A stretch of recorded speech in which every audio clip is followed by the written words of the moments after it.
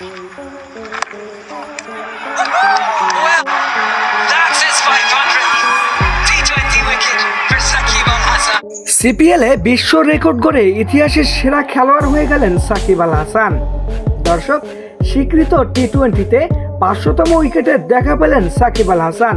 Caribbean premier লিগে Saint কিটসের বিপক্ষে Mohammad রিজওয়ানের wicket নিয়ে এই কীর্তি গড়েন সাকিব।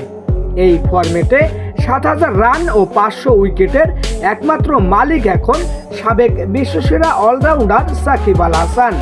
তবে ৫০০ উইকেট ও ৫০০০ রানের ডাবলের কীর্তি আছে শুধু ডোয়াইন ব্রাভোর।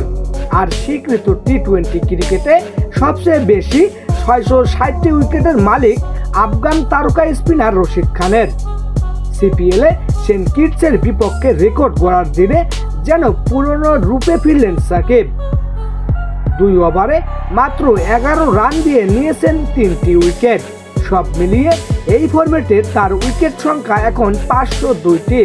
ফিল্ডিংয়েও দেখিয়েছেন বুড়ো হাড়ের ভেলকি। শেষ ওভারে আব্বাস আফ্রিদির রান আউটে গুরুত্বপূর্ণ ভূমিকা রাখেন সাকিব আল হাসান।